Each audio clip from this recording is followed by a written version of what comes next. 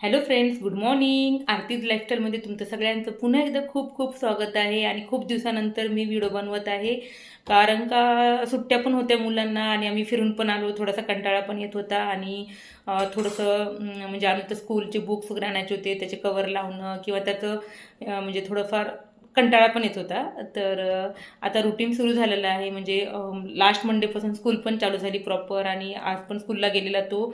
आणि मस्त सगळं आवरून घेतलं मी, देवपूजा वगैरे सगळी झाली, स्वयंपाक झाला. आता मी काय म्हणतात त्याला, मला आज खूप काम आहे. दुपारी मला आज करायचं आहे, काल खवा आणलेला. तर खव्याच्या करंज्या कधीपासून अनुजाने अक्षत म्हणत आहेत, आणि मावा केक करायचा मला. तर तुमच्यासोबत मी रेसिपी पण शेअर करते आणि तुमच्यासोबत मी बनवते पण.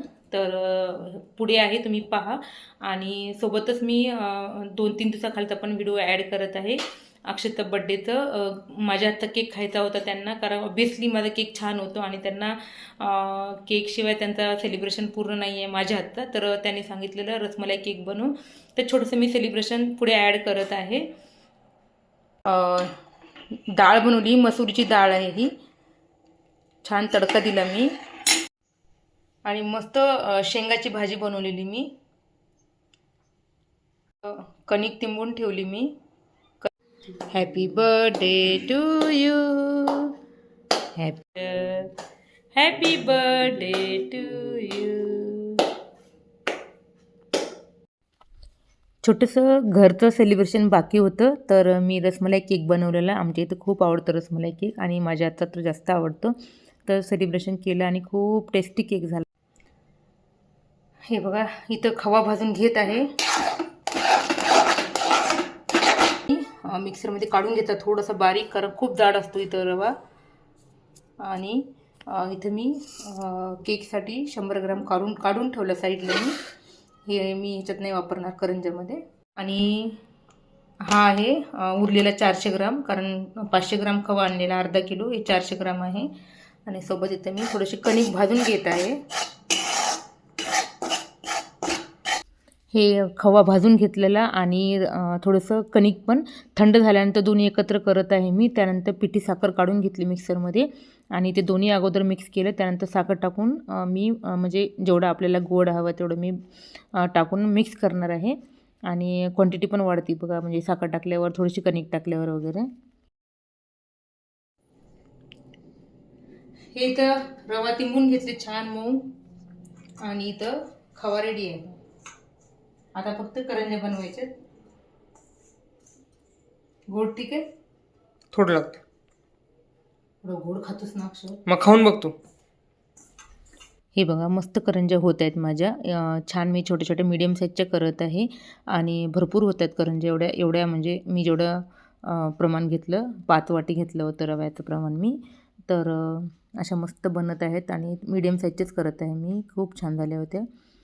तर सगळ्या करून घेतले मी, आणि गरम गरम तर खूपच छान लागत होत्या. आमचं चालूच होतं करणं आणि खाणं. गरम गरम छान लागत होत्या.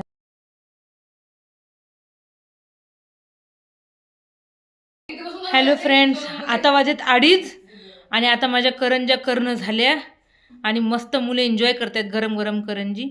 आणि थोडा रिलॅक्स बसले मी, कारण आता गरम जाणवली की गरमी सुरू झाली. आता गरम होते, थोडं बसले आता रिलॅक्स मी. आत्ता झाल्या माझ्या करंज्या करून, आणि आता 2:30 वाजलेत. हे बघा, चालूच आहे. कितवी करंजी आहे आपली? 8वी. खरं सांग, 3री. कशी झाली? भारी. कंट्रोल होत नाही. तुझ्यामुळंच केली मी. आणि असं होतं की जेव्हा मी जयपूरला गेलो होतो, तेव्हा अनुजनं खूप सारे व्हिडिओ खूप छान छान घेतले माझे शॉर्ट्स.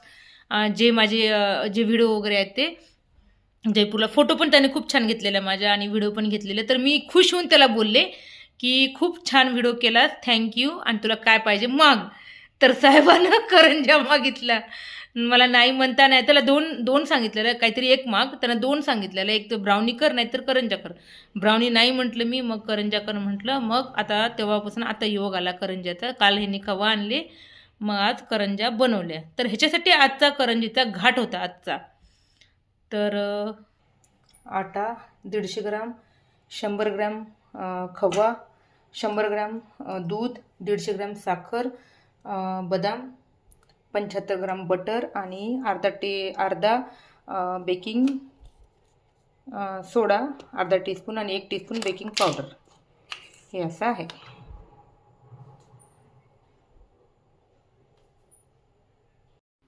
बेकिंग पावडर आणि बेकिंग सोडा टाकून मी अगोदर छान मिक्स करून घेत आहे पिठामध्ये आणि त्यानंतर मग पुढची प्रोसिजर करत आहे. कढई घेतली मी, तीच घेतली अगोदर जी मी खवा भाजली होती. त्याच्यामध्ये ते 100 ग्राम खवा टाकून घेतला आणि इथं बटर पेपर लावून घेतलं ह्या टीनला मी केकच्या. तुम्ही कोणतं पण घेऊ शकता. आणि त्यासोबत छान खवा थोडंसं भाजली मी. त्यानंतर त्यामध्ये बटर टाकले आणि छान थोडं 2 मिनटं मिक्स केले आणि मग दूध टाकलेलं. दूध पण टाकून त्यानंतर त्याच्यामध्ये साखर पण टाकलेली. म्हणजे 2-2, 1-1 मिनटाच्या अंतरावर सगळं टाकलेलं आणि छान साखर मेल्ट होते. त्याची मोठीच साखर घ्यायची, पिठी साखर घ्यायची गरज नाही आहे.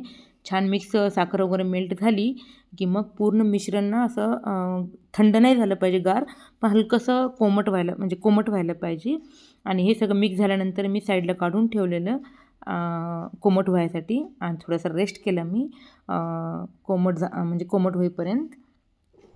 हे बघा असं छान बॅटर झालं. थोडंसं घट्ट पण झालं करत करत शेवटी. आणि जे मी आटा घेतला होता ना, म्हणजे कणिक, हे ॲक्च्युली हे मैदा पण करू शकता तुम्ही, पण मी कणिक घेतला, अजून हेल्दी बनवला कारण खूप हेवी रिच बनणार आहे.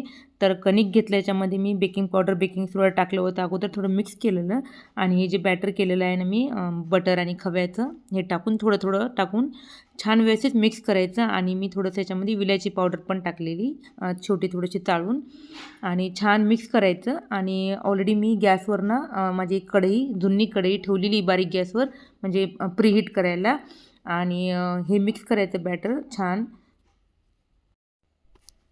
हे बघा मी थोडंसं विलायचीची पूड मी अगोदर करून ठेवली होती मी, आणि ते चाळून घेतली थोडंसं मध्ये साखर आणि विलायची टाकून. तर छान याचा फ्लेवर येतो. आणि कोणताही इसेन्स नाही वापरला मी, कारण का मावा हा ॲक्च्युली छान तर वास येतोच, आणि विलायची पण टाकलेली थोडीशी फ्लेवरला म्हणून. आणि बटर पेपर लावल्यामुळं कसं खाली चिटकत नाही आणि इझिली निघतो. तर माझ्याकडे अशा ब्रेडचा आकाराचा आहे माझ्याकडे टीन, गोल चौकोन कोणते पण घेऊ शकतो आपण, असं काही नाही. तर हे बघा.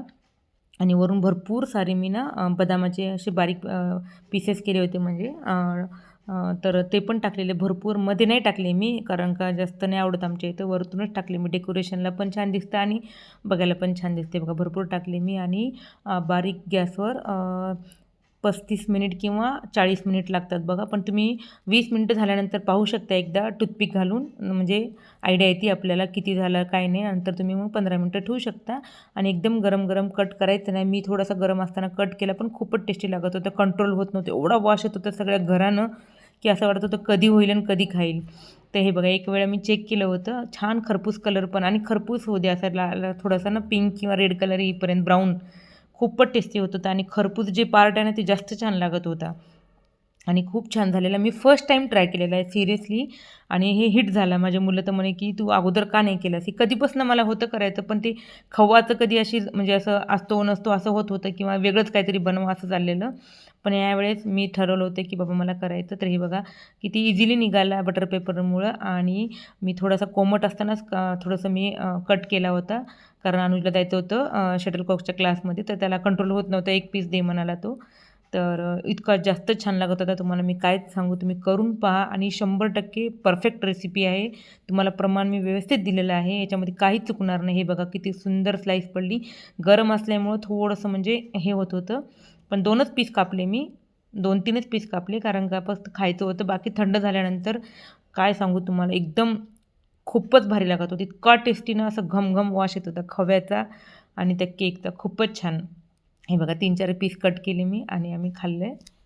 मी एवढ्या करंज्या केल्या, पण मला एकही खायची इच्छा झाली नाही. हे केकच्या वासानं मला इतकं क्रेविंग झाली ना, तर आम्ही तिघांनी 1-1 पीस खाल्ला. काय जबरदस्त झाला होता, काहीच सांगू तुम्हाला मी. आपला अक्षय सोडवायला केला बॅडमिंटनला, इतका सुंदर केक झाला ना, काय सांगू. केक करून बघा आणि आवडल्यास मला कमेंट करा. थँक्यू.